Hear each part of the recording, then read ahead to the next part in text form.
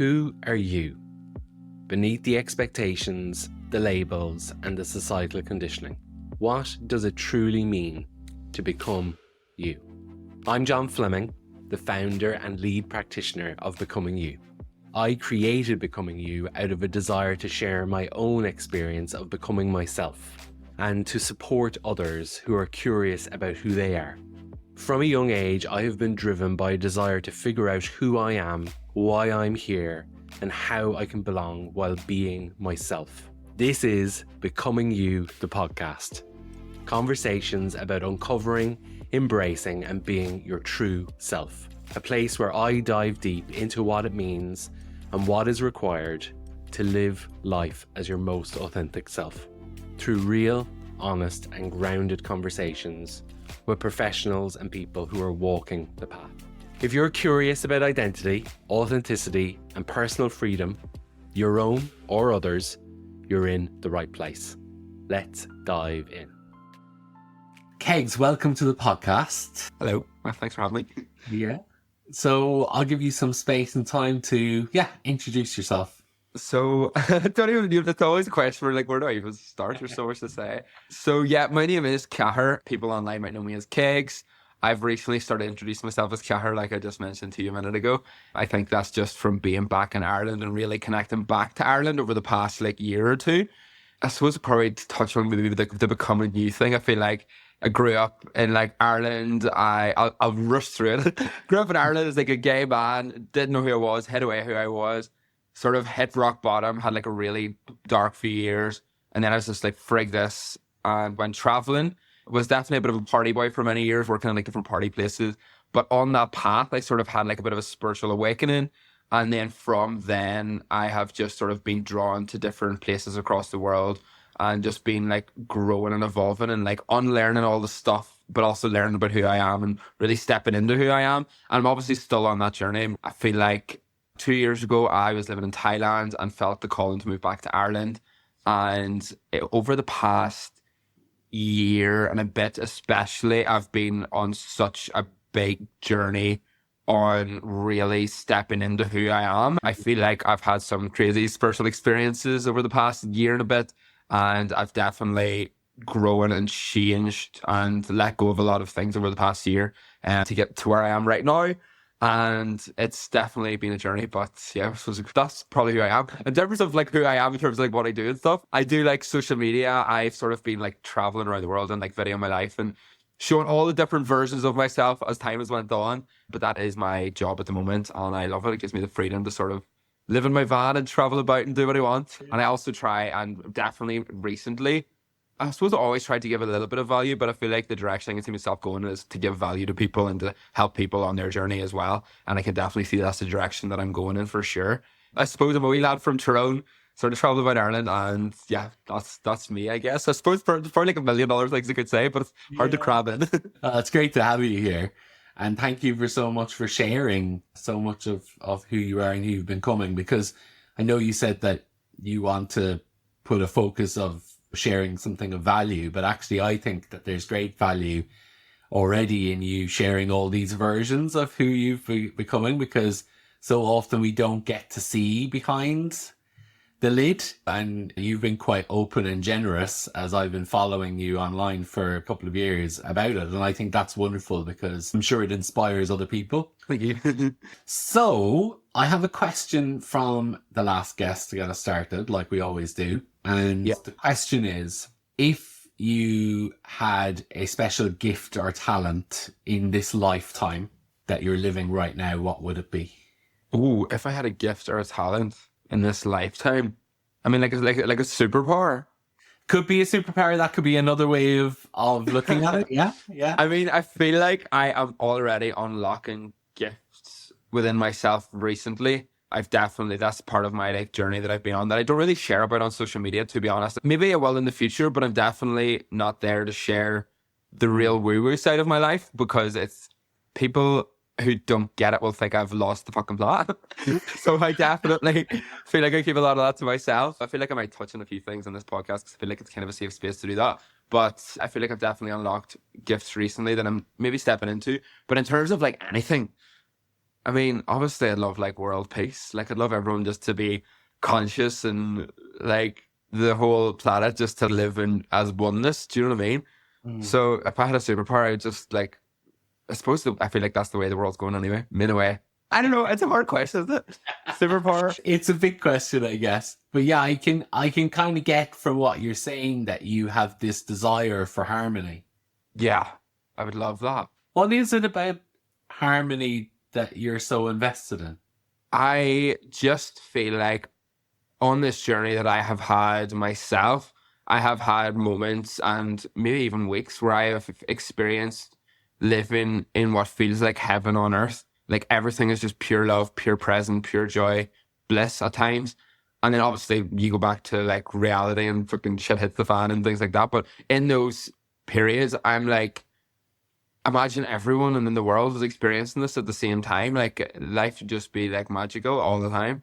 Do you know what I mean? And also there's so much shit that just is so evil and you're just like, I don't want this to be going on right now. Do you know what I mean? Yeah, the world is a tough place to be living in at the moment. It's painful. Like even when I was driving home from my dip there and I just felt so much pain in my heart for what's going on. Do you know what I mean? Do you feel a lot? I feel a lot and I'm really sensitive to other people and like I feel like I really have to protect myself when I go out, and especially since going sober because I'm so connected to myself. I went sober 9.5 months ago. It was a part of this journey over the past year, which I could maybe touch on it, but I feel like since that I've been super aware of being surrounded by people, and I feel like I'm very like aware of picking up on other people's thoughts and energies. Like if I'm like spending a significant amount of time with someone, if they're like insecure about themselves or if they're thinking negative thoughts about themselves and things like that, I feel like I start picking up on what they're thinking about themselves. And it's like I'm feeling their insecurities, but it's not even my thoughts or my feelings, it's theirs. Have you listened to the telepathy tapes? No, I haven't. Oh, so podcast for you to check out. You said earlier you might be getting back in your van later today. Yeah. So on your next drive, I highly recommend listening to the telepathy tapes. It's an incredible podcast. Okay, interesting, because my friend actually messaged me yesterday saying stuff about telepathy, so I'll definitely have to give that a look. So you've shared a kind of an overview of who you've been becoming in your life. So if we like track back in time, you're a young kid growing up in Tyrone. What's the first moment in your life where you distinctly remember having a connection to yourself? I feel like as I was growing up, I was so disconnected to myself. As in, like, if I had to think of when I first time I feel like I connected to myself in a positive way, it probably would be when I had my first spiritual awakening. Well, not my first spiritual awakening, my first positive one that I was aware of would have been in Ibiza 6 years ago. What age were you then? I would have been 21. And up until that point, you feel like there was kind of a lack of connection to self? Yeah, maybe. It's hard to say, isn't it? I feel like before that, I was like I was growing up as like a Catholic, but I thought everything was bullshit. I was just fully atheist, had like no real connection to anything that I was aware of. And I just was in like a negative place. But then I suppose there probably was a little bit of connection to self. I just maybe didn't have the awareness of it before that. But this is when I first had the awareness of it, if that makes sense. So what was that moment like when you first had the awareness of it? I was living in Ibiza. And I remember I was dancing on a rooftop with my friends.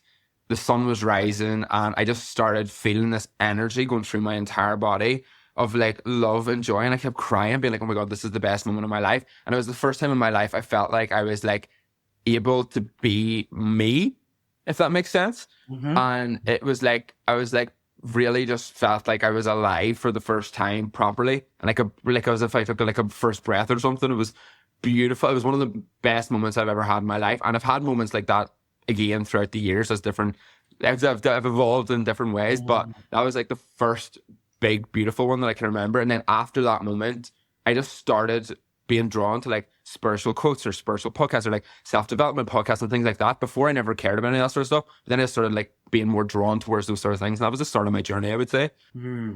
So for you, it was like quite a somatic experience. You could feel it in your body. Yeah, I could feel just this loads of energy going through my entire body. And what was happening in your mind as that was happening? Like, Was it, you said it was bliss, joy, you started crying? Yeah, I just remember feeling like pure like love and joy, and I just kept feeling like, oh my God, this is the best moment of my life. My friends were like, what the hell's going on? Sounds like you were really able to accept it quite easily because it came upon you. Yeah, I think at the time I wasn't really aware of what was happening, but then obviously when I went down the path, I look back and I'm like, oh my God, that was what happened. If that Yeah. makes sense. Yeah. So that's a defining moment for you then in your life. That's a big moment. I've actually got the coordinates of it tattooed on my hand. Oh, beautiful. Yeah, that was a big moment for me. That was one of many big moments, and I've realized since I actually spoke about, I made like a private Instagram for like my close spiritual friends to speak about all my spiritual experiences because I'm too, like, I'm maybe afraid to put it out there, but I'm just not ready to put it out there. Do you know what I mean? I spoke about from this moment, every single year around the same date, something big then spiritually happens to me. And then I noticed since last year, it was every, say, like 3-4 months, something big happened to me. And now I feel like it's every month at the start of each month. So when we think about uncovering yourself, does that feel like the process you've been on? Big time. It's like layers and layers and layers. And what you're saying is it's like the more you lean into it, the quicker it's happening. Yeah, it's just definitely speeding up a lot.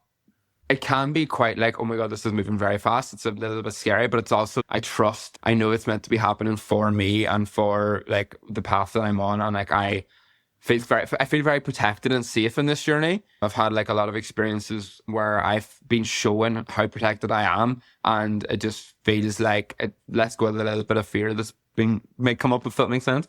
I just feel like I'm following my heart and it's doing what I think I need to do, do you know? Yeah, I notice you touch your heart a lot when you talk. Yeah, I do that. I don't mean to. I just speak from the heart. It's not a bad thing. No, I know it's a good thing. I love it. Yeah, it's like you're really connected to your heart chakra. Yeah, big time. What does that mean for you to be connected to that part of your energy? I feel like when you follow your heart, it'll bring you on the right path. And it also, I feel like your heart can have answers. Like whenever I really connect to my heart and be present in like meditation or yoga or like when I'm dancing and things like that, if I ask my heart questions, it's able to tell me answers and like I can feel the answers. And that's been guiding me for a long time. And recently I've had experiences where I haven't listened to my heart. And I basically noticed that I listened to my mind over my heart in terms of, I can't really say for legal reasons because it's to do with like brands and stuff, but I basically agreed to work with a brand because it was a lot of money, but the brand necessarily doesn't align with my values anymore. Okay. And I basically agreed to do that. And basically my heart told me, no, don't do it. But my head was like, yes, the money. And I agreed. And honestly, since I agreed for weeks and weeks and weeks, my whole life was thrown out of alignment. Everything was going wrong in every aspect of my life. And then a couple of nights ago, I kept seeing angel numbers flat out. Whenever I see angel numbers flat out, it's like you're about to receive a message or something, like something big spiritually about to happen. So I see angel numbers flat out and I basically was just meditating and it just was like, listen to yourself. Like, listen to your heart, listen to yourself, because when you don't listen to yourself, your life's just going to go out of alignment. So that was a big, beautiful experience that I had recently. And yeah, your heart is just, I don't know. I feel like also as well in every aspect, whenever I'm like connecting to my heart in terms of like, say, like romantic encounters or things like that. If I'm in my head, I can get carried away, get obsessed with like fake version of this person and like just like get really anxious and stuff like that. Whereas if I'm connected to my heart, I'm present, I'm here, I'm like in the moment, I'm enjoying it. I'm not letting things get carried away.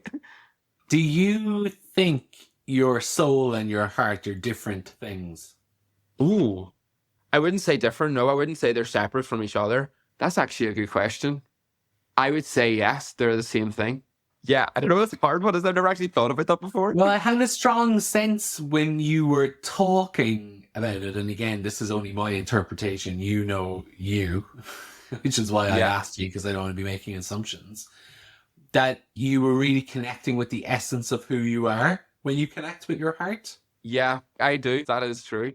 And I often think, because again, there's no right and wrong with this sort of stuff. It's all hypothesis and what you believe in. I often think that your essence of who you are is your soul. Like that's the link I make for me. And this is something I talk a lot about in the becoming you journey, because for me, becoming you is about returning home to yourself, getting back in contact with that essence. And it feels like you have a real strong connection to your essence. Yeah, I would say it is. Yeah, I feel like that when you're asking your heart, you're asking yourself. So yeah, I would say they're the same thing. Yeah.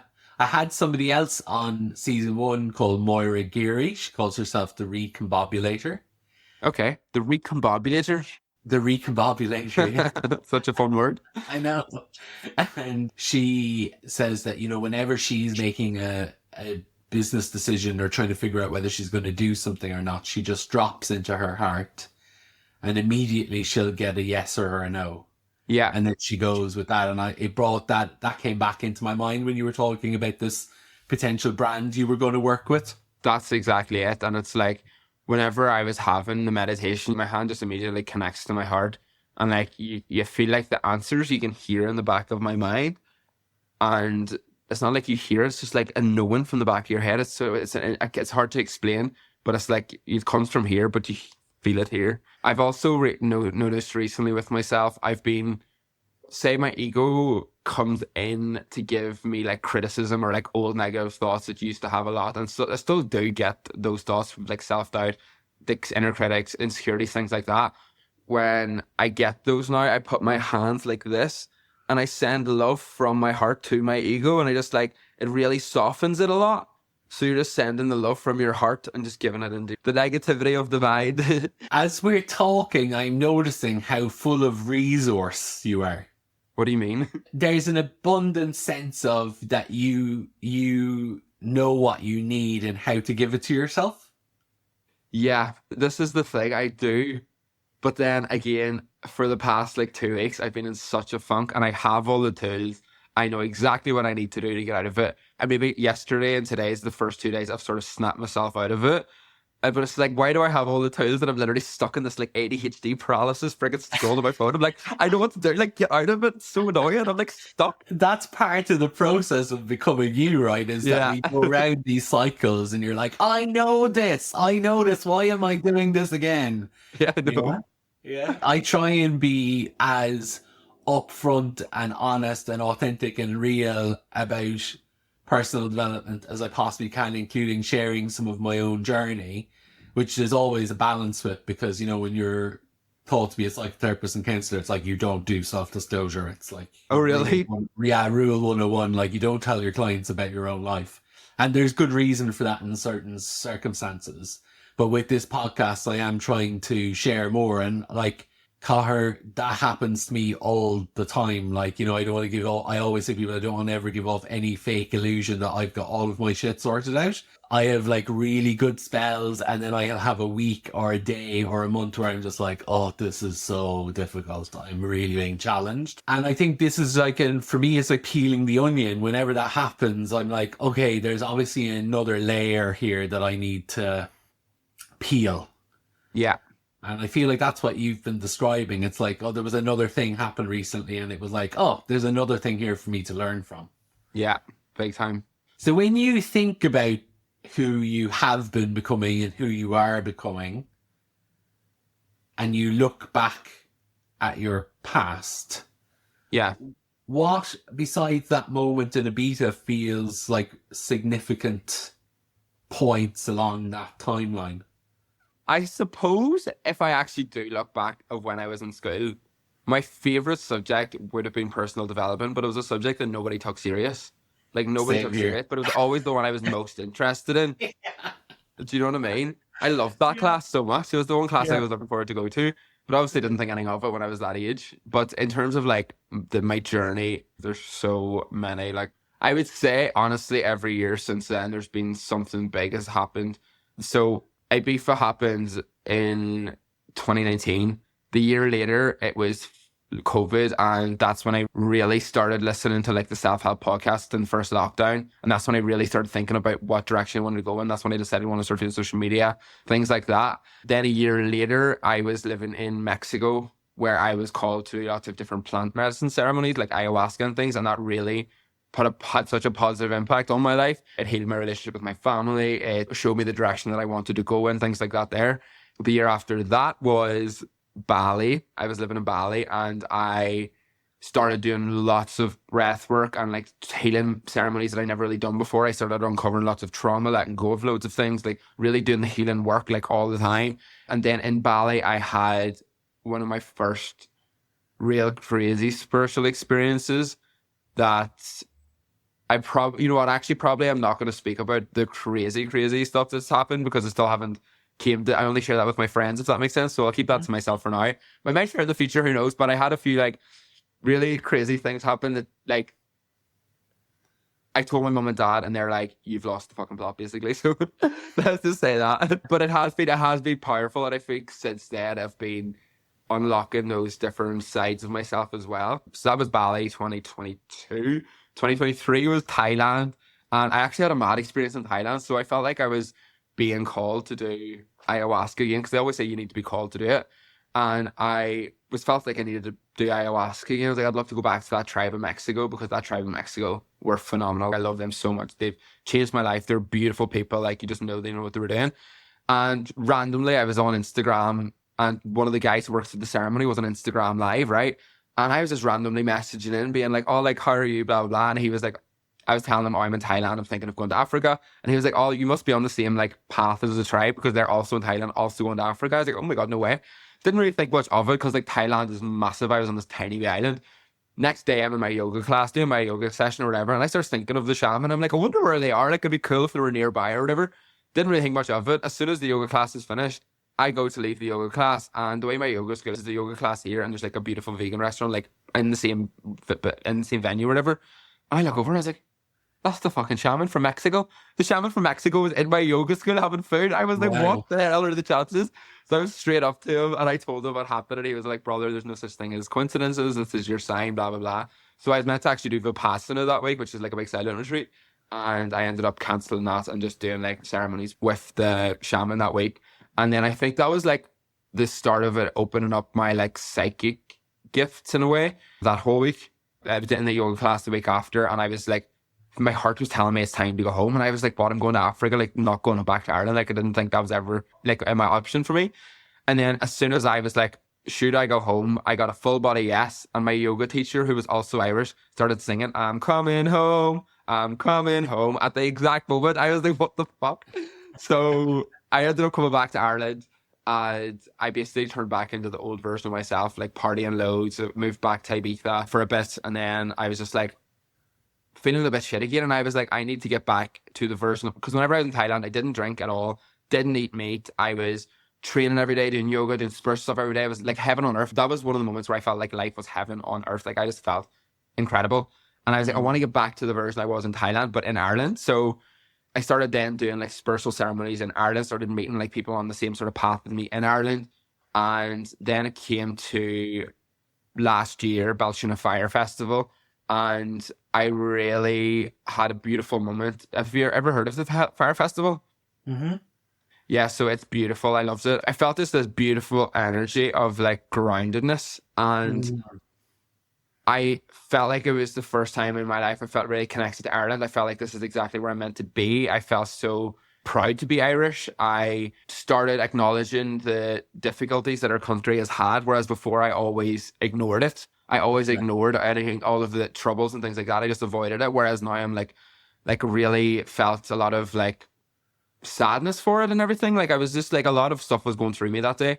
And since then I've really started becoming Cathair again, if that makes sense. But that happened last May. And then what I've realized in terms of the past year since then is that something big is happening to me every couple of months, but it's basically been moving its way up my chakras.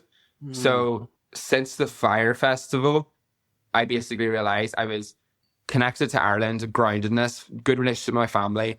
First time in my life I had money. I have a really good relationship with my angels, and they've really proven to me time and time again how they're protecting me, how they're guiding me and things like that. So all of that was to do with my root chakra, groundedness. Then a couple of months later, I basically had like a bit of a brat summer. I was still partying loads. It's definitely getting with different guys and things, and that was all to do with my sacral because I had a lot of fear in terms of like sex and stuff for quite a while. So I was doing a lot of work in terms of letting go of the fear of sex. Then after the summer ended, I was at a party in Malaga, and I kept every time something big happens in terms of like the groundedness and then the sacral and things like that, I keep seeing angel numbers flat out for like a couple of days. Like I see them all the time anyway, but when I see them like multiple times a day for days, I'm like, something big's about to happen. So when I was solo traveling, I kept seeing them loads and loads, and I was like, something big's about to happen. I don't know what it is. And I ended up at this party in Malaga by myself, and everyone at the party was doing things that I just wouldn't do, like extreme sort of like party stuff.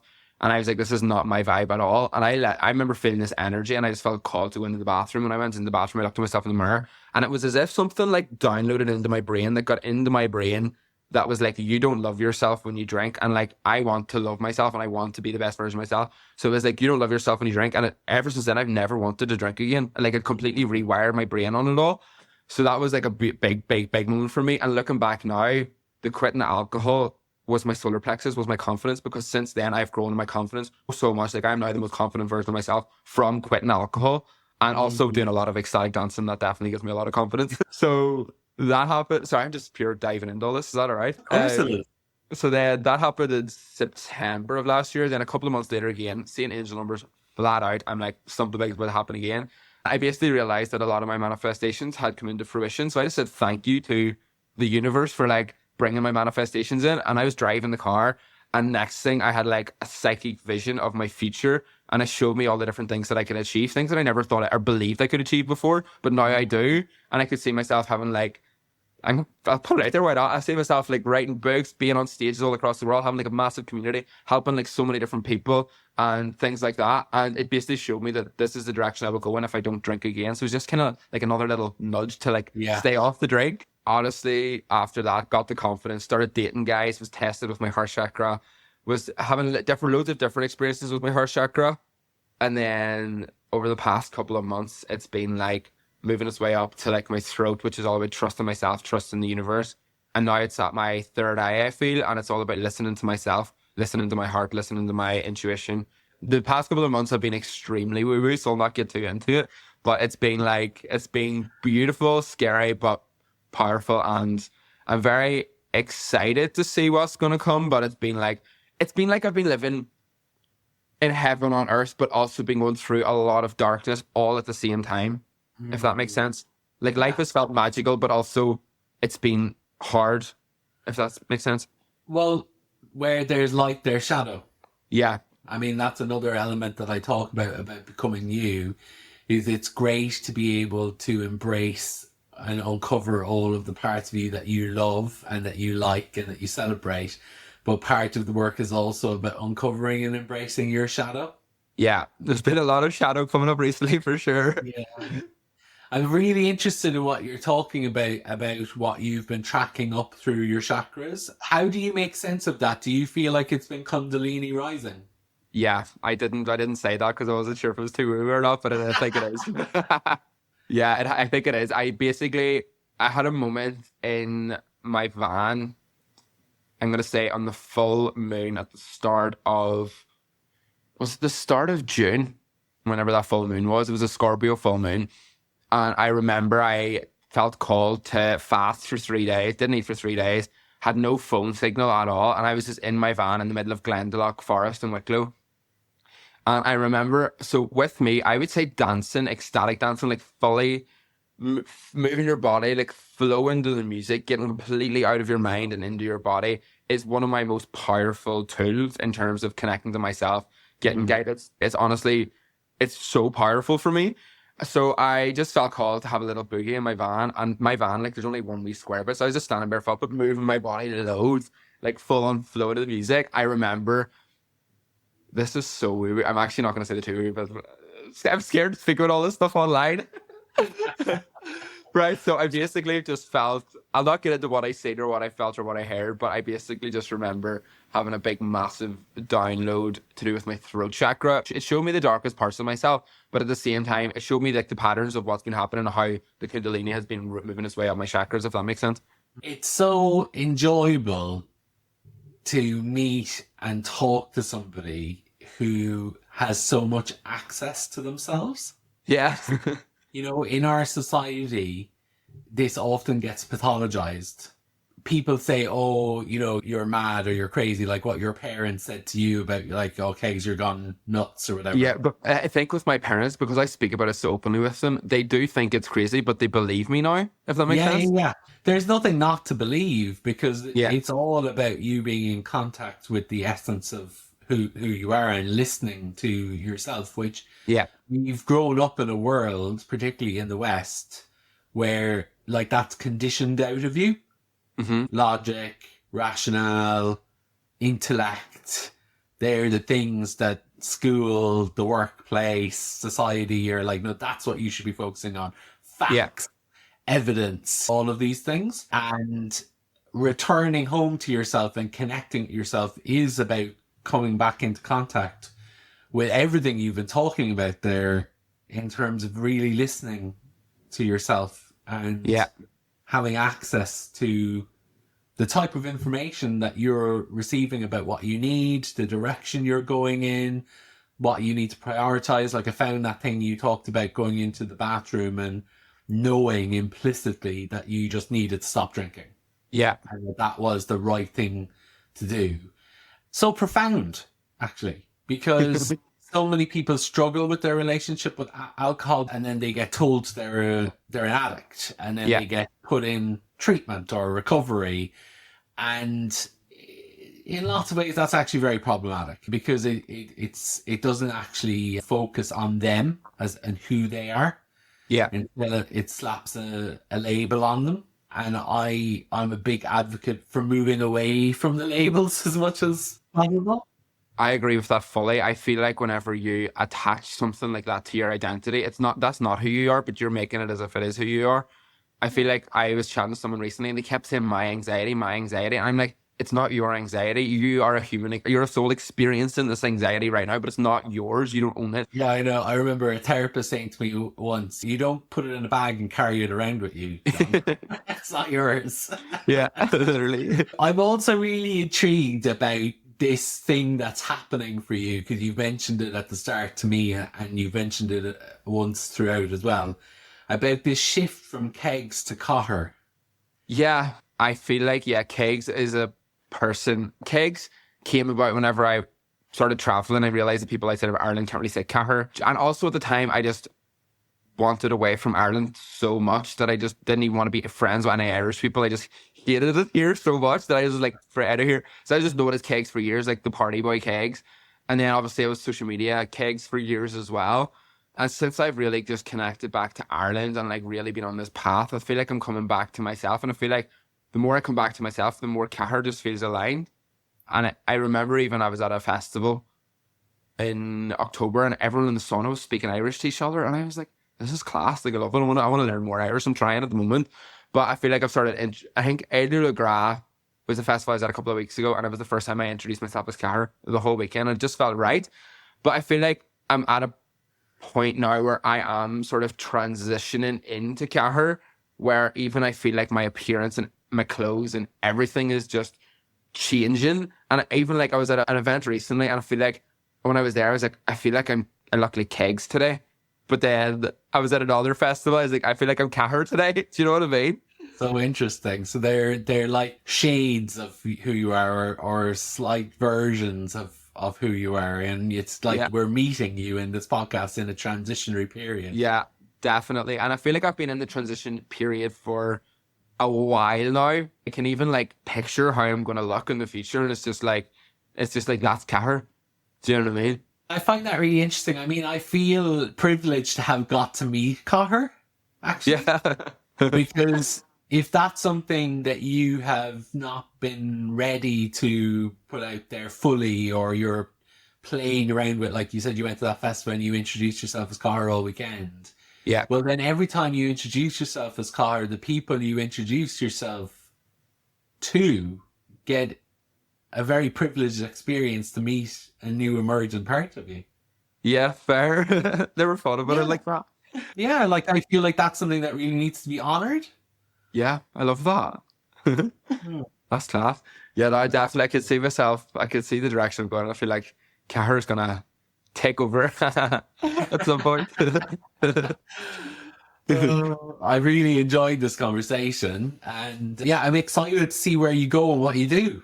Yeah, I love this chat, to be fair. It was really nice. It was nice and refreshing. And I don't usually, I feel like I'm, like, even this transition from Kegs to Cathair, I have definitely hold back with a lot of like my spiritual journey online. So it's nice being able to like speak a little bit more openly about it. Obviously, I still kept a few things to myself, but it's nice to be able to speak a bit more openly about it. So thanks for holding that space. Honestly, it was lovely. And it's good for you to really hold your boundaries around that as well. Like, I really respect that, because uncovering you doesn't mean uncovering yourself to the world. It's about you uncovering yourself for you. So yeah, you share as much as you want or as little as you want, and I think that's perfectly okay and authentic, by the way. Some people say to me, oh, if I don't tell everybody everything about me, does that mean I'm not being authentic? And I'm like, no.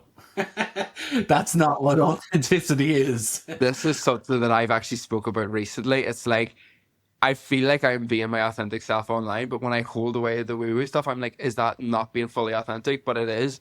It is. Because you can't share all of who you are all of the time with everybody. Yeah.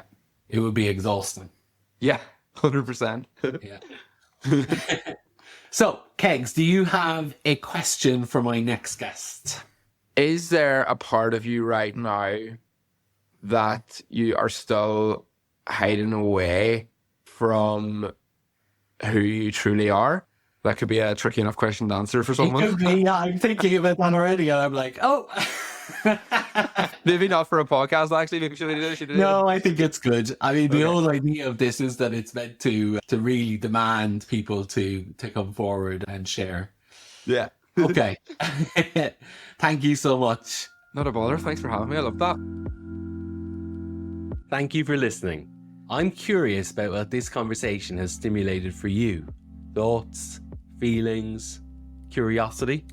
If this episode intrigued you, hit follow to be notified about new episodes. I know these conversations are valuable to me, and if you think they're valuable too, please do leave a review. Leaving a review allows more people to discover the podcast. You can scroll down to ratings and reviews on Apple Podcasts and click write a review. You can also connect with Becoming You on Instagram and TikTok by searching the handle at becoming_you__. The links are in the show notes too. You can also visit www.becomingyou.ie to explore the idea of becoming yourself. Thanks for tuning in. Bye for now.